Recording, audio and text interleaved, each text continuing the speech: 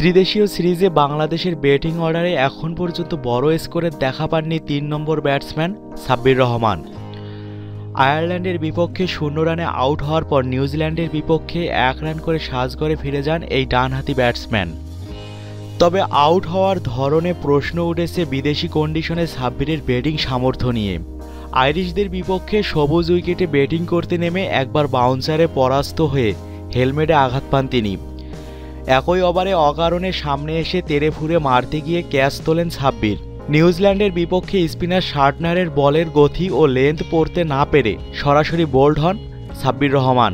বিদেশের মাটিতে বিশেষ করে উপমহাদেশের বাইরের কন্ডিশনে এখনও 50 দেখা পাননি সাব্বির রহমান।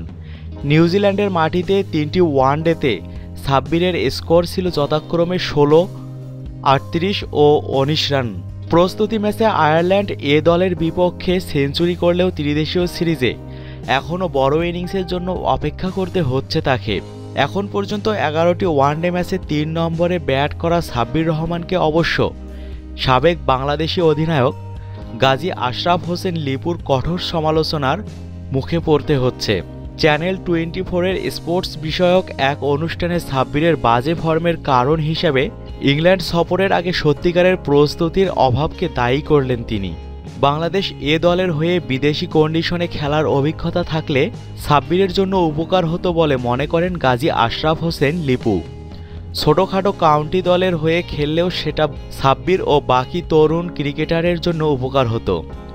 এ প্রসঙ্গে লিপু বলেন, সাব্বির যদি বাংলাদেশ এ দলের হয়ে 2015-16 সালের কোনো একটা সময় ইংলিশ কন্ডিশনে কোনো ম্যাচে অংশ নিতে পারত, তাহলে সেটা তার জন্য অনেক উপকারে আসতো। সাব্বির বুঝতে পারত ফাজলামো কিংবা ইয়ার্কি করার সুযোগ নেই এই কন্ডিশনে।